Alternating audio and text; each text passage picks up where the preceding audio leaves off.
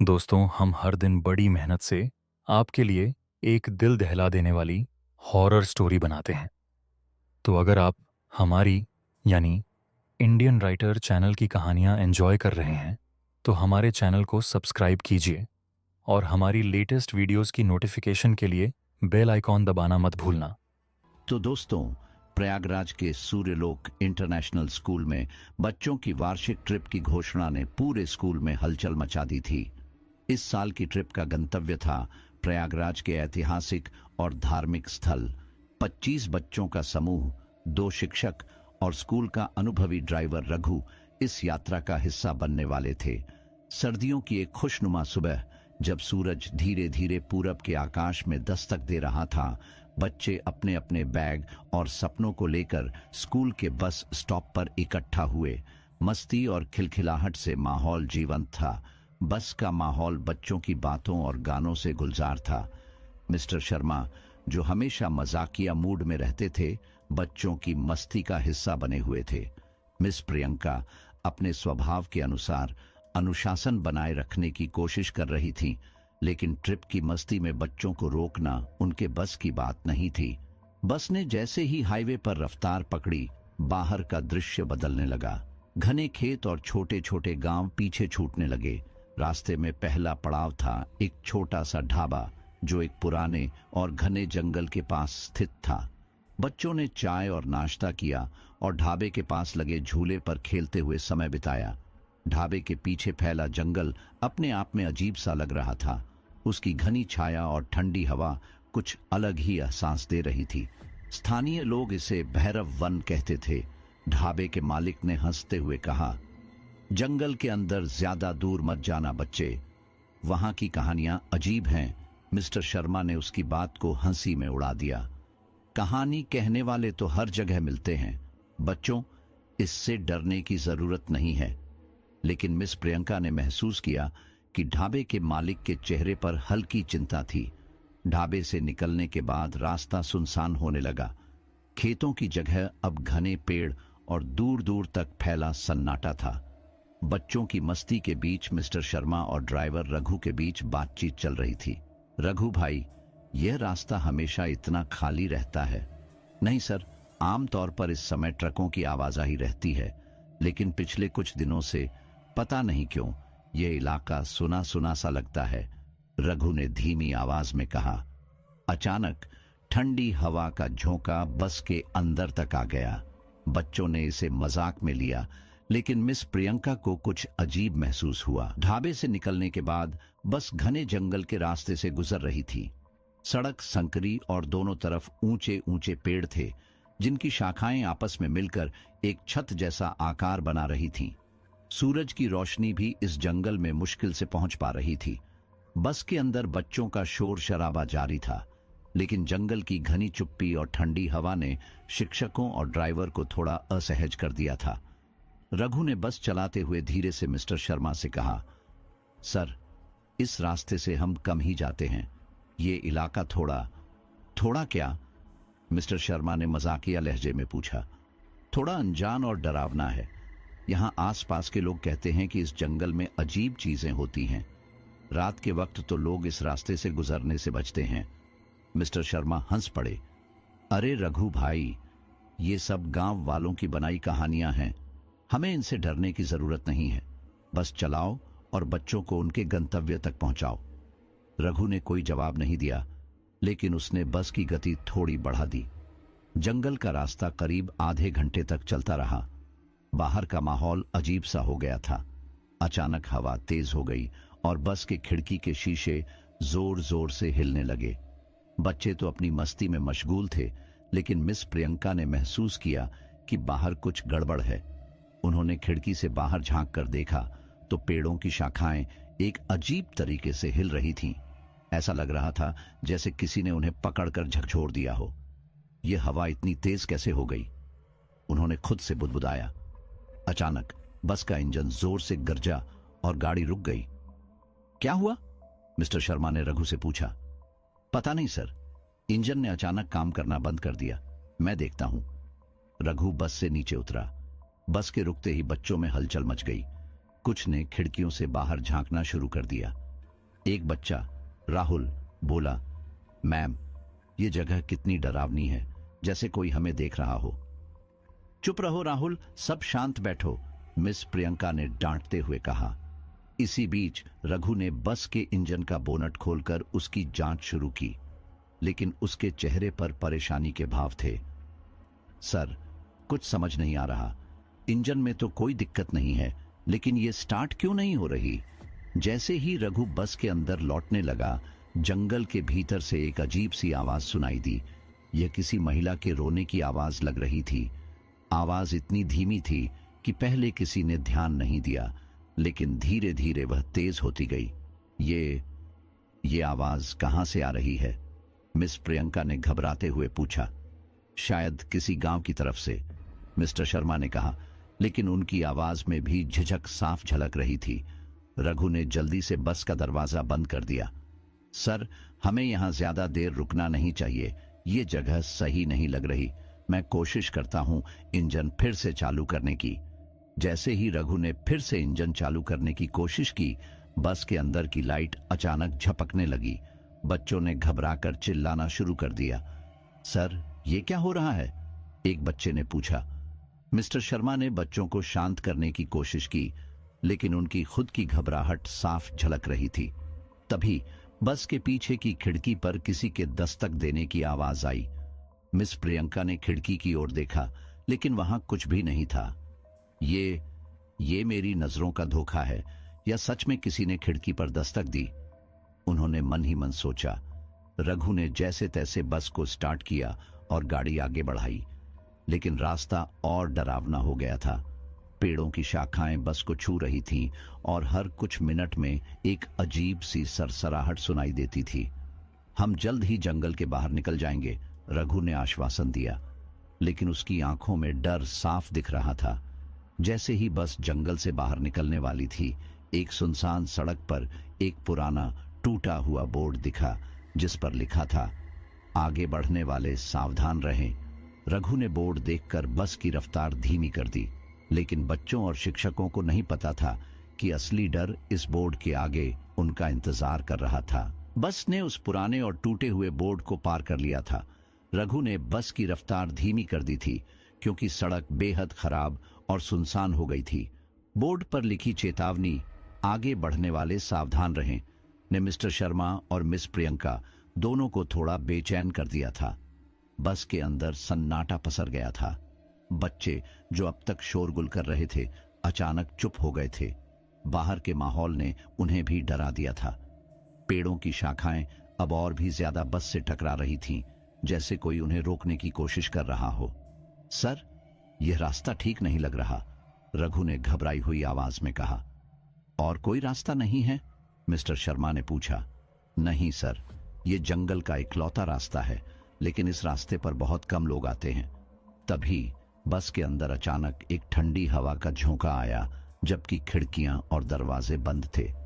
Miss Priyanka ने अपनी shawl कसकर लपेट ली और बच्चों की ओर देखा। उनके चेहरे डर से पीले पड़ने लगे थे। जैसे ही बस एक मोड़ पर पहुंची, रघु ने अचानक ब्रेक लगाया। क्या हुआ? मिस्टर शर्मा ने चौंकते हुए पूछा। सामने कोई खड़ा है सर, रघु ने कांपती आवाज में कहा। सभी ने खिड़कियों से बाहर देखा। सड़क के बीचों बीच एक आदमी खड़ा था। उसकी शक्ल साफ दिखाई नहीं दे रही थी, लेकिन वह सफेद कुर्ता पहने हुए था और उसका सिर झुका हुआ था। रघु, गाड़ी आगे बढ़ाओ, मिस्टर शर्मा ने कहा। लेकिन सर, वह रास्ते के बीच में खड़ा है। मिस्टर शर्मा ने खिड़की से झांककर चिल्लाया, भाई साहब, हट जाइए रास्ते से। लेकिन वह आदमी टस से मस नहीं हुआ। तभी वह आदमी धीरे धीरे बस की ओर बढ़ने लगा। उसकी चाल अजीब थी, जैसे वह चल नहीं बल्कि सरक रहा हो। बच्चों ने घबराकर खिड़कियों से हटकर सीटों के पीछे छिपना शुरू कर दिया। रघु, गाड़ी चलाओ, मिस्टर शर्मा ने घबराकर चिल्लाया। रघु ने डरते डरते बस को स्टार्ट किया और जैसे ही वह आदमी बस के करीब आया, रघु ने तेजी से बस को आगे बढ़ा दिया। वह आदमी अचानक गायब हो गया। बस के अंदर हर कोई सहम चुका था। बच्चे सहमे हुए थे और शिक्षकों के चेहरे पर भी डर साफ झलक रहा था। मिस प्रियंका ने मिस्टर शर्मा से कहा, यह क्या था? वह आदमी अचानक गायब कैसे हो गया? मैं भी समझ नहीं पा रहा, मिस्टर शर्मा ने कहा। तभी बस के पिछले हिस्से से जोर की आवाज आई। ऐसा लगा जैसे किसी ने बस पर पत्थर मारा हो। ये आवाज कहां से आई? रघु ने डरते हुए कहा। बस रोको मत, गाड़ी चलाते रहो, मिस प्रियंका ने कहा। लेकिन बस के अंदर अजीब चीजें होने लगीं। लाइट्स झपकने लगीं और सीटों के नीचे से खटखटाहट की आवाजें आने लगीं। बच्चे डर के मारे चिल्लाने लगे। मैम, मुझे लग रहा है कोई हमारी बस के नीचे है, राहुल ने डरते हुए कहा। बकवास मत करो राहुल, सब शांत रहो, मिस प्रियंका ने डांटा, लेकिन उनके अपने हाथ कांप रहे थे। आखिरकार बस जंगल के एक खाली हिस्से में पहुंच गई, जहां एक पुरानी जर्जर हवेली खड़ी थी। हवेली के आसपास का माहौल बेहद डरावना था। उसकी खिड़कियों पर काले पर्दे लटक रहे थे और उसकी दीवारों पर बेलें चढ़ी हुई थीं। यह जगह कहाँ है? मिस्टर शर्मा ने पूछा। सर, मुझे नहीं पता, मैंने पहले कभी इस रास्ते पर यह हवेली नहीं देखी, रघु ने कहा। रघु ने बस रोक दी और इंजन बंद कर दिया। मुझे लगता है हमें यहां से आगे नहीं जाना चाहिए। तभी हवेली के अंदर से किसी के रोने की आवाज आने लगी। वह आवाज किसी महिला की थी। मिस्टर शर्मा और मिस प्रियंका ने एक दूसरे की ओर देखा। बच्चों ने भी यह आवाज सुनी और डर के मारे सीटों से चिपक गए। यह क्या हो रहा है? मिस प्रियंका ने पूछा। पता नहीं, लेकिन हमें यहां रुकना नहीं चाहिए, रघु ने कहा। मिस्टर शर्मा ने बच्चों को शांत रहने के लिए कहा और बस को स्टार्ट करने के लिए कहा, लेकिन बस ने फिर से स्टार्ट होने से इनकार कर दिया। अब क्या करें? मिस प्रियंका ने पूछा। हमें बाहर उतर कर देखना होगा, मिस्टर शर्मा ने कहा। लेकिन जैसे ही उन्होंने दरवाजा खोलने की कोशिश की, दरवाजा अंदर से जाम हो गया। बच्चों ने चिल्लाना शुरू कर दिया। हवेली के अंदर की आवाजें अब तेज हो चुकी थीं और ऐसा लग रहा था जैसे कोई हवेली से बाहर आने की कोशिश कर रहा हो। बस के इंजन ने जैसे उनका साथ छोड़ दिया था। बाहर अंधेरा और घना हो चुका था। हवेली के भीतर से आती आवाजें बस के अंदर तक साफ सुनाई दे रही थीं। बच्चों की हलचल अब और बढ़ गई थी। किसी का रोना, किसी की घबराई हुई आवाजें और शिक्षकों की चिंता ने माहौल को और भयावह बना दिया था। यह दरवाजा अंदर से क्यों जाम हो गया है? मिस्टर शर्मा ने घबराते हुए कहा। सर, मैं देखता हूं, रघु ने कहा। वह सीट से उठकर दरवाजे की ओर बढ़ा, लेकिन जैसे ही उसने हाथ लगाया, दरवाजे पर जोरदार झटका लगा। ऐसा लगा जैसे किसी ने बाहर से उसे बंद कर दिया हो। यह कैसे हो सकता है? रघु पीछे हट गया। मुझे लगता है हमें खिड़कियों से बाहर देखने की कोशिश करनी चाहिए, मिस प्रियंका ने सुझाया, लेकिन खिड़कियों के बाहर घना अंधेरा था। हवेली से आती रोशनी में बस उसका डरावना आकार दिख रहा था। पेड़ों की शाखाएं भी जैसे हवेली की ओर झुकी हुई थीं, मानो उसे और रहस्यमयी बना रही हों। तभी बच्चों में से एक, जिसका नाम आर्यन था, चिल्लाने लगा। मैम, आयुष नहीं है, वह कहां गया? क्या? मिस प्रियंका ने चौंकते हुए कहा। वह तो यहीं था, अपनी सीट पर। सभी ने इधर उधर देखा, लेकिन आयुष कहीं नहीं था। उसकी सीट खाली थी और उसके बैग का पट्टा जमीन पर पड़ा हुआ था। क्या वह बाहर गया? रघु ने कहा। लेकिन दरवाजा बंद था और खिड़कियों से कोई बाहर नहीं निकल सकता, मिस्टर शर्मा ने कहा। तभी बस के बाहर से आयुष की आवाज आई। मैम, मुझे बचाइए! सभी ने खिड़की से बाहर झांका। आयुष हवेली के दरवाजे पर खड़ा था। दरवाजा अपने आप खुल रहा था और वह धीरे धीरे अंदर खींचता जा रहा था। आयुष, वहां मत जाओ, मिस प्रियंका ने चिल्लाते हुए कहा। रघु, कुछ करो, मिस्टर शर्मा ने कहा। रघु ने अपनी सीट से कूदकर खिड़की से बाहर कूदने की कोशिश की, लेकिन जैसे ही उसने कदम बढ़ाया, खिड़की के बाहर से कोई अदृश्य ताकत ने उसे पीछे खींच लिया। अब बस का माहौल पूरी तरह आतंकित हो चुका था। हवेली का दरवाजा पूरी तरह खुल चुका था और उसमें से अजीब सी परछाइयां बाहर निकल रही थीं। ऐसा लग रहा था जैसे वे सबको अपने अंदर खींचना चाहती हों। हम यहां नहीं रुक सकते, मिस्टर शर्मा ने कहा। लेकिन दरवाजा बंद है और बस भी स्टार्ट नहीं हो रही, रघु ने कहा। तभी एक झटके से बस का दरवाजा खुल गया। ठंडी हवा का झोंका अंदर घुसा और बच्चों ने चीखना शुरू कर दिया। दरवाजा खुलते ही ऐसा लगा जैसे पूरी बस किसी अदृश्य ताकत के कब्जे में आ गई हो। सीटें हिलने लगीं, खिड़कियां अपने आप खुलने और बंद होने लगीं और बस के अंदर रोशनी लगातार झपक रही थी। बच्चों को शांत करो, मिस्टर शर्मा ने चिल्लाते हुए कहा।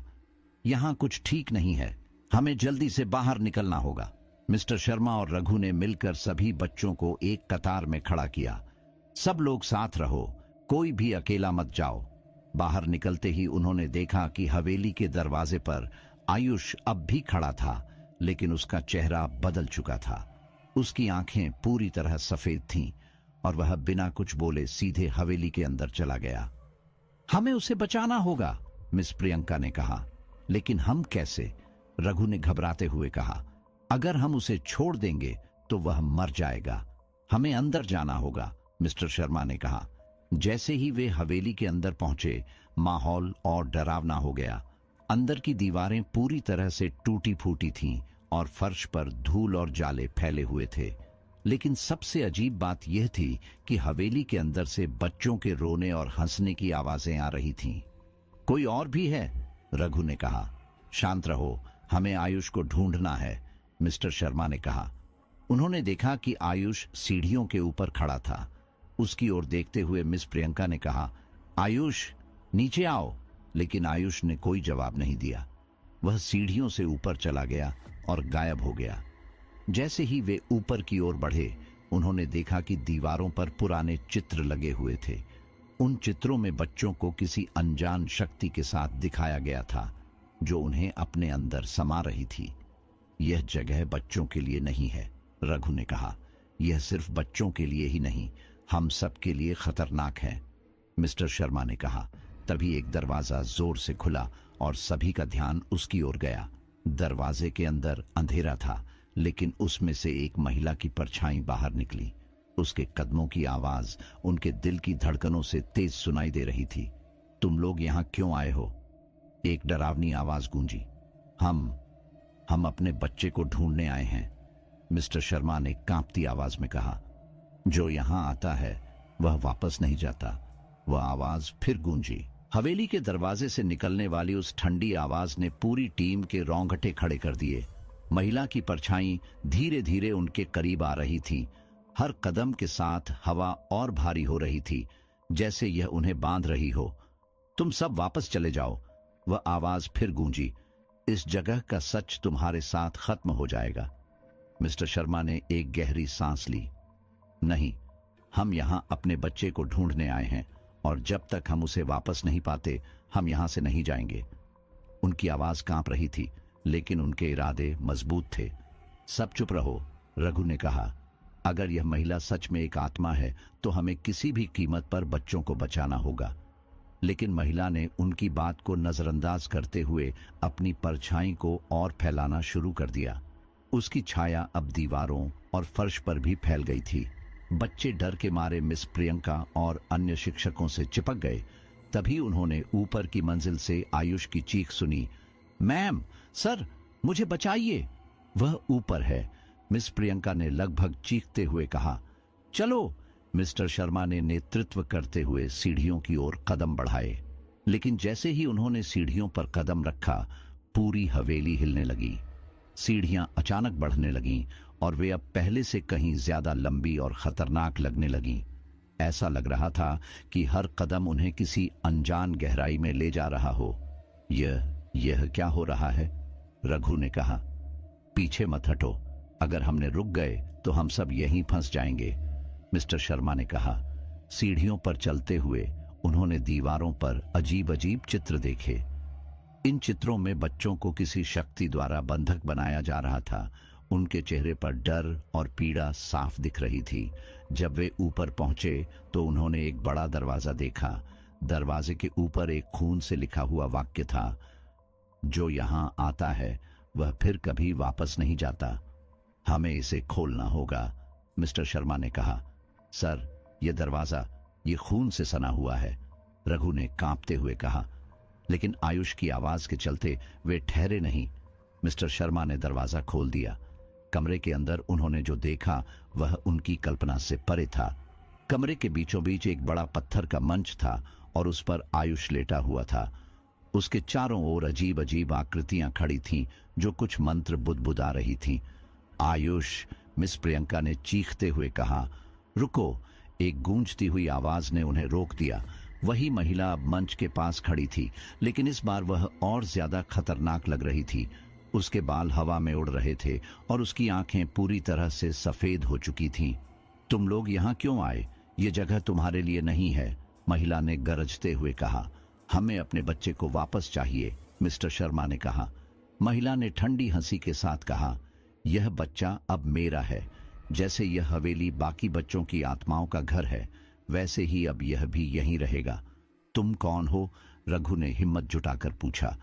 मैं वह हूं जिसे इस गांव ने धोखा दिया। इस हवेली में मेरे बच्चों को मार दिया गया और अब मैं हर उस बच्चे को अपना बना लेती हूं जो यहां आता है।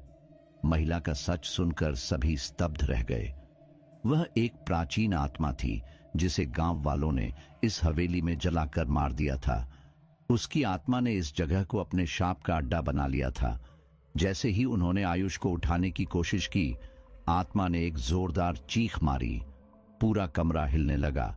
मंच के चारों ओर आग की लपटें उठने लगीं।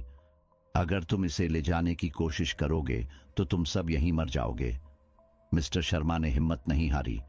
उन्होंने आयुष को अपनी गोद में उठा लिया, लेकिन जैसे ही उन्होंने ऐसा किया, कमरे की दीवारों से अजीब अजीब आकृतियां निकलने लगीं। भागो! रघु ने चिल्लाते हुए कहा। पूरी टीम तेजी से दरवाजे की ओर भागी, लेकिन हर कदम के साथ वे महसूस कर रहे थे कि यह जगह उन्हें रोकने की पूरी कोशिश कर रही थी। सीढ़ियां फिर से लंबी हो गईं और हवा में एक भयानक चीख गूंज रही थी। बच्चों ने डर के मारे एक दूसरे का हाथ पकड़ लिया। किसी तरह वे हवेली से बाहर निकलने में कामयाब रहे, लेकिन जैसे ही उन्होंने राहत की सांस ली, बस के पास पहुंचते ही उन्होंने देखा कि बस के चारों ओर वही परछाई घूम रही थी। यह आत्मा हमें जाने नहीं देगी, रघु ने कहा। हमें कोई रास्ता निकालना होगा, मिस्टर शर्मा ने कहा। बस के चारों ओर घूमती वह रहस्यमय परछाई अब और तेज हो गई थी। उसके साथ एक ठंडी भारी हवा ने पूरे माहौल को सन्नाटे में बदल दिया। बच्चों का रोना धोना जारी था और शिक्षक खुद अपने डर को काबू में रखने की कोशिश कर रहे थे। मिस्टर शर्मा और रघु दोनों ही समझ नहीं पा रहे थे कि अगला कदम क्या होना चाहिए। हमें जल्दी से बच्चों को बस में बैठाना होगा, मिस प्रियंका ने कहा। लेकिन अगर वह परछाई अंदर आ गई तो? रघु ने डरते हुए पूछा। मिस्टर शर्मा ने बस के दरवाजे को खोलने की कोशिश की, लेकिन ऐसा लगा कि दरवाजे पर किसी भारी ताकत का दबाव था। वह हिला तक नहीं। यह दरवाजा क्यों नहीं खुल रहा? मिस्टर शर्मा ने कहा। हो सकता है आत्मा इसे रोक रही हो, मिस प्रियंका ने कांपते हुए जवाब दिया। तभी बस के अंदर से एक हल्की सी खटखटाहट की आवाज आई। सभी का ध्यान उस ओर खींच गया। क्या बस के अंदर कोई है? रघु ने डरते हुए कहा। यह असंभव है, हमने बस को खाली छोड़ा था, मिस्टर शर्मा ने कहा। लेकिन खटखटाहट की आवाज बढ़ती जा रही थी। ऐसा लग रहा था कि कोई या कुछ अंदर से बाहर आने की कोशिश कर रहा है। हम इसे नजरअंदाज नहीं कर सकते, मिस्टर शर्मा ने कहा। उन्होंने दरवाजे पर और जोर लगाया और किसी तरह वह खुल गया। जैसे ही दरवाजा खुला, सभी ने देखा कि बस के अंदर एक बच्ची बैठी हुई थी। वह सफेद फ्रॉक पहने हुए थी और उसका चेहरा साफ नहीं दिख रहा था। यह कौन है? मिस प्रियंका ने कांपते हुए पूछा। यह यहां कैसे आई? रघु ने कहा। बच्ची ने धीरे से सिर उठाया। उसकी आंखें पूरी तरह से खाली थीं, जैसे उनमें कोई जान नहीं हो। उसने एक धीमी लेकिन डरावनी आवाज में कहा, तुम लोग यहां से नहीं जा सकते। जो यहां आता है वह यहीं रहता है। सभी के पैर जमीन में जम गए। ऐसा लग रहा था जैसे उनके शरीर ने हरकत करना बंद कर दिया हो। तभी हवेली के पास से किसी के मंत्रों का जोरदार उच्चारण सुनाई दिया। एक बूढ़ा साधु हाथ में त्रिशूल और माथे पर भस्म लगाए तेजी से उनकी ओर बढ़ रहा था। तुम लोग जल्दी बस में चढ़ जाओ, साधु ने गुस्से में कहा। लेकिन वह बच्ची, मिस्टर शर्मा ने कहा। यह बच्ची नहीं है, यह आत्मा का ही हिस्सा है, साधु ने चिल्लाया। साधु ने अपने त्रिशूल को उठाया और कुछ मंत्रों का उच्चारण किया। बच्ची जोर जोर से चीखने लगी और अचानक गायब हो गई। ये आत्मा इतनी आसानी से हार मानने वाली नहीं है। तुम सबको यहां से तुरंत निकलना होगा, लेकिन याद रखना, इसे हराने के लिए एक खास तरीका है। साधु ने कहा। क्या तरीका? रघु ने घबराते हुए पूछा। साधु ने बताया, यह आत्मा उस महिला की है जिसे इस गांव वालों ने धोखा देकर मारा था। उसने शाप दिया था कि जो भी यहां आएगा वह यहीं फंसा रहेगा। लेकिन इस आत्मा को खत्म करने का एक तरीका है। इसके शाप का स्रोत उसी हवेली में छुपा हुआ है। अगर तुमने वह स्रोत नष्ट कर दिया तो यह आत्मा हमेशा के लिए खत्म हो जाएगी।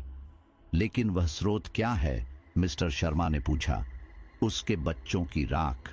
वे हवेली के सबसे गहरे कमरे में रखी गई हैं। जब तक वे राख सुरक्षित हैं, आत्मा अजेय है, साधु ने समझाया। यह सुनकर पूरी टीम स्तब्ध रह गई। बच्चों को बस में सुरक्षित रखने के बाद मिस्टर शर्मा, रघु और साधु ने हवेली में वापस जाने का फैसला किया। यह पागलपन है, मिस प्रियंका ने कहा, लेकिन हमारे पास और कोई विकल्प नहीं है। अगर हम इसे खत्म नहीं करेंगे तो यह हमें कभी चैन से नहीं रहने देगी, मिस्टर शर्मा ने कहा। हवेली में वापस जाते ही आत्मा ने अपनी ताकत को और बढ़ा दिया। दीवारों से खून बहने लगा, फर्श हिलने लगा और हवा में एक अजीब सी गंध फैल गई। जल्दी करो, साधु ने कहा। वे सभी एक अंधेरी सीढ़ी से नीचे की ओर बढ़ने लगे। यह हवेली का सबसे गहरा हिस्सा था। नीचे एक बड़ा दरवाजा था जिस पर अजीब अजीब चिन्ह बने हुए थे।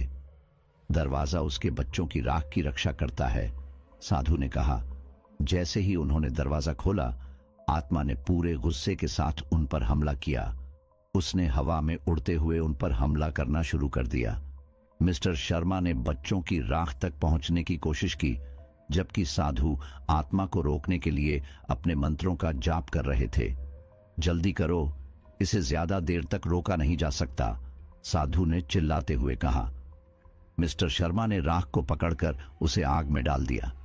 जैसे ही राख जलने लगी, आत्मा जोर जोर से चीखने लगी और अंततः गायब हो गई। पूरी टीम किसी तरह बाहर निकली। बच्चों को सुरक्षित बस में बैठाया गया। साधु ने कहा, तुमने आत्मा को खत्म कर दिया, लेकिन याद रखना, इस जगह का इतिहास हमेशा डरावना रहेगा। बस ने फिर से अपनी यात्रा शुरू की, लेकिन उन सभी के मन में उस रात की यादें हमेशा जिंदा रहेंगी। हवेली का काला रहस्य अब पीछे छूट चुका था और टीम की बस एक बार फिर से रास्ते पर थी। बच्चों के चेहरे पर अब थोड़ी राहत थी, लेकिन हर कोई अंदर से डरा हुआ था। वे जानते थे कि जो कुछ भी उन्होंने उस जगह देखा वह कभी उनके दिमाग से नहीं जाएगा। साधु के अनुसार आत्मा को हराया जा चुका था, लेकिन किसी के मन में यह सवाल उठ रहा था, क्या सचमुच? बस अब धीरे धीरे आगे बढ़ रही थी, लेकिन एक अजीब सी खामोशी चारों ओर छाई हुई थी। बच्चों का डर अब भी उनकी आंखों में था और उनके दिलों में वही भय जिंदा था। साधु ने धीरे से कहा, तुम लोगों को यह याद रखना चाहिए कि कभी कभी शांति का मतलब यह नहीं होता कि सब कुछ ठीक है। लेकिन अब वह आत्मा चली गई है, सही? रघु ने पूछते हुए देखा। साधु का चेहरा गंभीर हो गया। हमने उसे खत्म कर दिया है, लेकिन उसका प्रभाव अभी भी तुम्हारे भीतर मौजूद हो सकता है। यही कारण है कि मुझे तुम्हारे साथ बस में आना पड़ा। साधु ने बच्चों की ओर ध्यान से देखा। उनका डर, उनका तनाव साफ दिख रहा था। उसने एक गहरी सांस ली और कहा, तुम लोग इस यात्रा से जो कुछ भी सीखे हो उसे अपने दिल में रखना। ये एक चेतावनी है कि हर जगह, हर समय सब कुछ वैसा नहीं होता जैसा हमें दिखाई देता है। आधी रात का समय हो चुका था और बस अब एक सुनसान रास्ते से गुजर रही थी। अचानक बस के भीतर एक अजीब सी खटखटाहट सुनाई दी। यह आवाज एक बारगी बच्चों को डरा देती थी। कुछ बच्चे सहमकर अपने सहपाठियों के पास दौड़े। क्या हो रहा है? मिस प्रियंका ने हल्के स्वर में पूछा। कुछ नहीं, बस थोड़ा सा झटका लगा है, रघु ने कहा, लेकिन उसके चेहरे पर चिंता साफ दिख रही थी। फिर अचानक कुछ और अजीब हुआ। बस की लाइटें बत्तियों की तरह टिमटिमाने लगीं। जैसे ही एक बत्तियां बुझीं, बस के अंदर की हवा और भी ठंडी हो गई। बच्चों के चेहरों पर डर की परछाई और गहरी हो गई। मिस्टर शर्मा ने लाइटों को चेक करने के लिए बस का डैशबोर्ड खोला, लेकिन जैसे ही उसने स्विच को दबाया, एक तेज आवाज आई। क्या ये हो सकता है? रघु ने चौंकते हुए कहा। बस की बत्तियां अब फिर से बुझ चुकी थीं। यह हमें कहीं नहीं ले जा रही, जैसे हम किसी और जगह फंसे हुए हों, रघु ने डरते हुए कहा। साधु ने गंभीरता से कहा, यह कोई सामान्य घटना नहीं है। तुम्हारी यात्रा अभी खत्म नहीं हुई है। यह आत्मा के प्रभाव का परिणाम है। तो अब हमें क्या करना होगा? मिस प्रियंका ने घबराते हुए पूछा। तुम लोग बस को रोको और किसी भी तरह से बाहर मत निकलना। मुझे लगता है कि हम एक और खतरे का सामना कर रहे हैं, साधु ने कहा। बस जब रुकने वाली थी तभी एक अजनबी आदमी अचानक उनके सामने आ गया। वह एक पुराना शॉल ओढ़े हुए था और उसकी आंखों में किसी भी प्रकार का संवेदनशीलता नहीं थी। उसने बस की खिड़की से झांकते हुए कहा, तुम लोग यहीं रुक जाओ क्योंकि आगे तुम्हारी राह खत्म होने वाली है। मिस्टर शर्मा ने उसे देखा और गाड़ी को और तेज करने की कोशिश की। हम किसी अजनबी की बातों को नहीं सुन सकते, उसने कहा, लेकिन साधु ने हाथ उठाकर उन्हें रुकने का इशारा किया। उसका कहना कुछ गंभीर है। उसकी आंखों में एक शाप का संकेत है। यह शाप अभी भी हमारे पीछे है। अब पूरी बस में सन्नाटा छा गया था। सभी की सांसें तेज हो गईं और हर कोई घबराया हुआ था। इसी बीच बस की खिड़की से एक काले रंग की धुंध सी बाहर बढ़ने लगी। यह धुंध धीरे धीरे बस के अंदर फैलने लगी। जैसे ही यह धुंध अंदर आई, सभी ने महसूस किया कि हवा और भी ठंडी हो गई थी। यह क्या है? रघु ने कांपते हुए पूछा। यह आत्मा का एक और रूप है, साधु ने कहा। हम फिर से उसी रास्ते पर लौटे हैं जहां से हमने शुरुआत की थी। बस की खिड़की से एक साया बाहर झांकता हुआ दिखाई दिया। अब कोई भी संदेह नहीं था। उस छाया में वही सफेद साड़ी वाली महिला थी जिसे उन्होंने हवेली में देखा था।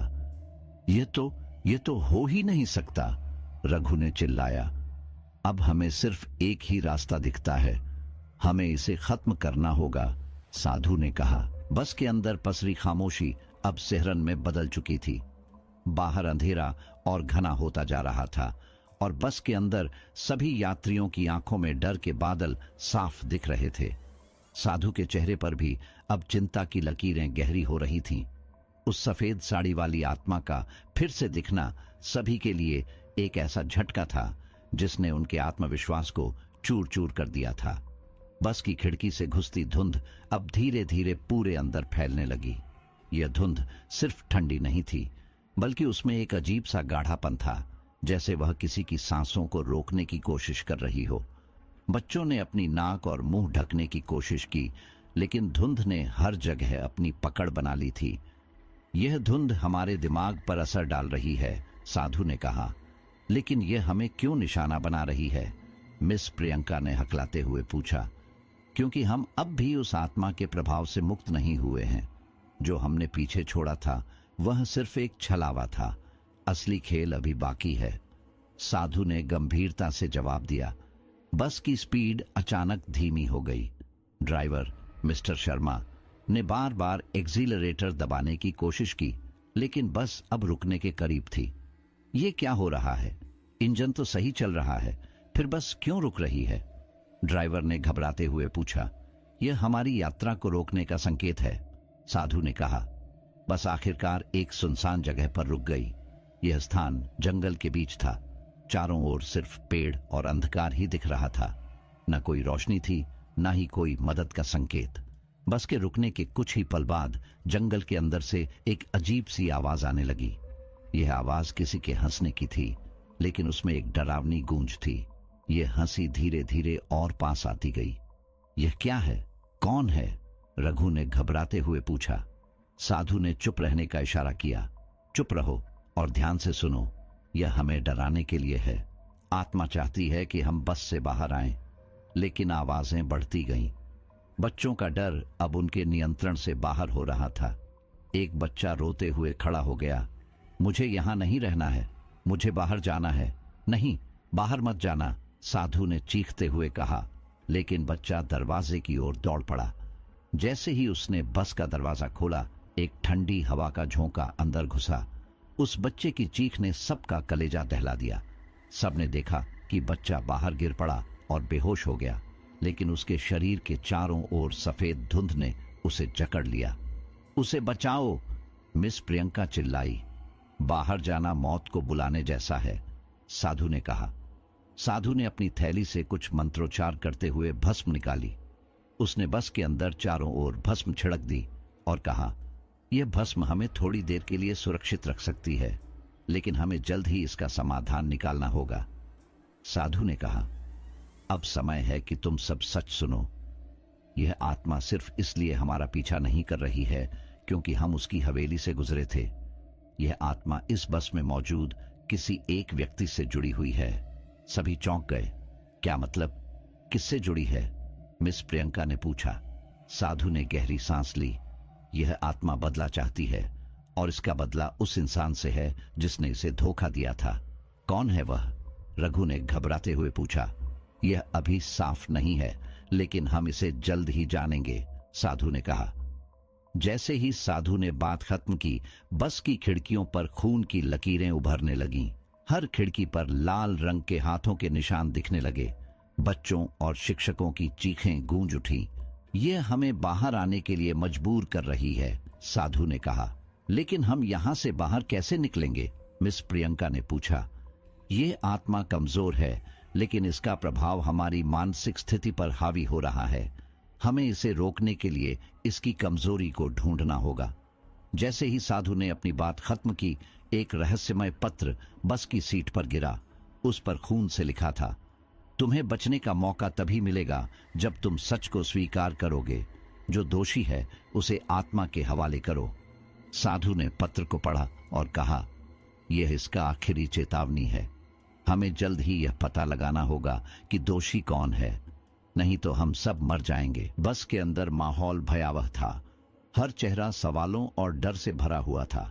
बच्चे चुपचाप सहमे हुए थे और शिक्षक स्थिति को संभालने की कोशिश कर रहे थे। साधु अब पूरी तरह सतर्क था। उसकी आंखें बार बार बस के हर कोने में घूम रही थीं, जैसे वह किसी अदृश्य खतरे को महसूस कर रहा हो। बस के अंदर अचानक अजीब सी आवाजें आने लगीं। यह आवाजें दरवाजे के पास से आ रही थीं। ऐसा लग रहा था जैसे कोई धीमे कदमों से अंदर आने की कोशिश कर रहा हो। यह क्या हो सकता है? मिस प्रियंका ने डरते हुए पूछा। यह आत्मा हमें मानसिक रूप से तोड़ने की कोशिश कर रही है। यह चाहती है कि हम अपनी सुरक्षा छोड़कर बाहर आएं, साधु ने गहरी आवाज में कहा। दरवाजे के पास की आवाजें तेज हो गईं और तभी दरवाजा खुद ब खुद खुलने लगा।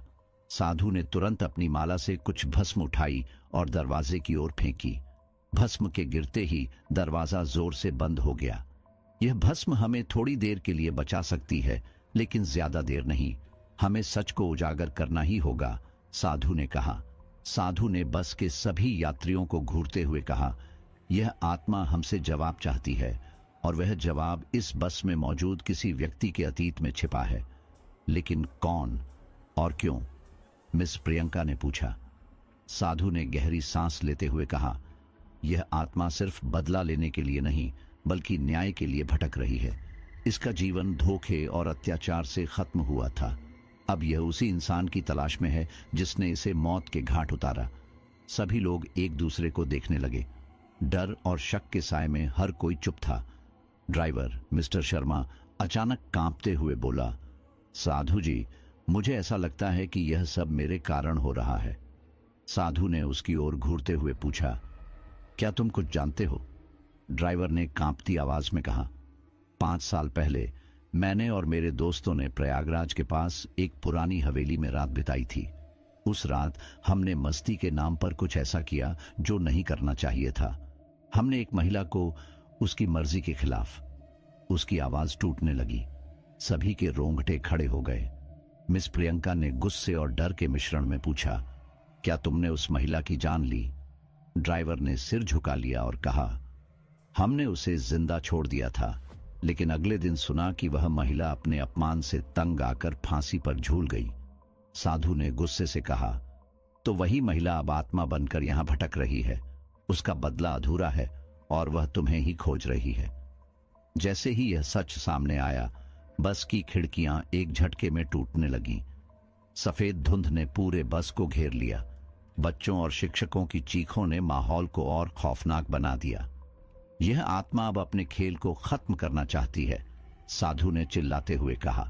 साधु ने तुरंत मंत्र पढ़ते हुए भस्म से एक सुरक्षा चक्र बनाने की कोशिश की, लेकिन आत्मा अब पहले से ज्यादा ताकतवर हो चुकी थी। अचानक एक सफेद साड़ी वाली आकृति बस के अंदर प्रकट हुई।